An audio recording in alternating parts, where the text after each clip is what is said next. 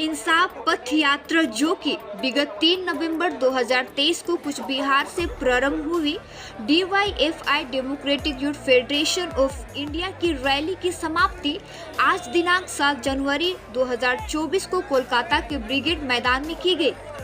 कोलकाता के इस विशाल सभा में डूवर्स सहित हर क्षेत्र से लोग अधिक संख्या में शामिल हुए थे।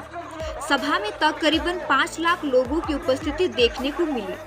जनसभा को संबोधित करते हुए मोहम्मद सलीम भारत के साथ पश्चिम बंगाल में बढ़ती बेरोजगारी को लेकर केंद्र और राज्य सरकार पर निशाना साधा और कहा कि पश्चिम बंगाल की सरकार बेरोजगारी को खत्म करने में नाकाम है।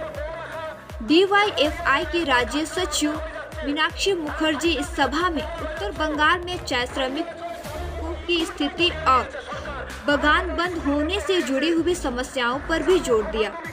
सभा में जातिगत और धार्मिक एकता पर जोर दिया गया। इसके साथ ही बीजेपी के धार्मिक विद्वेष फैलाने की नीति का जोरदार विरोध भी किया गया।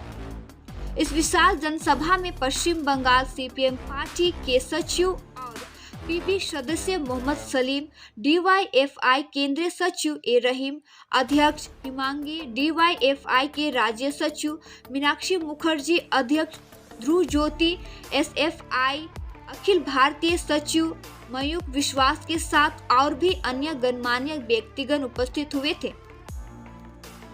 मैं जो हूँ डूवर्स से और विशेष दार्जिलिंग हिल्स यूनिवर्सिटी का छात्रा हूँ और जो इंसाफ यात्रा जो है, मैं बहुत कष्ट के साथ में यहाँ पर जो है इंसाफ यात्रा में पार्टिसिपेट करने के लिए यहाँ आया हूँ।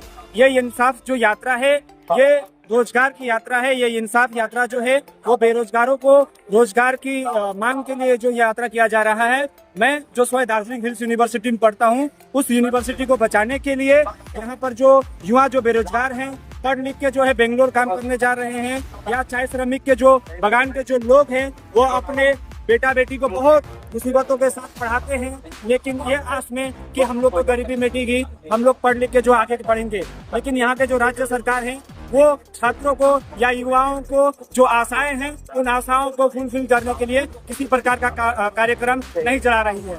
रोजगार का जो पैमाना देना चाहिए, रोजगार का जो व्यवस्था करना चाहिए, सरकारी नौकरी को पूरा का तरीके से खत्म किया जा रहा है। केंद्र सरकार प्राइवेटाइजेशन कर रहा है और सरकारी नौकरी को जो है बर्बाद करने का कोशिश कर रहा है। उसी प्रकार जो हमारे राज्य सरकार है वो भी उसके भी नौकरी में बहुत सारे घोटाले हम लोग देख पाते हैं। कोई 5 लाख रुपया देके, कोई 10 लाख रुपया देके नौकरी को खरीदा जा रहा है। तो इसीलिए हम लोग इस इंसाफ यात्रा में इंसाफ के लिए आए हैं, ताकि गरीब घर के जो भी बच्चे हैं वो पढ़ लिख के जो है सरकारी नौकरी कर सके।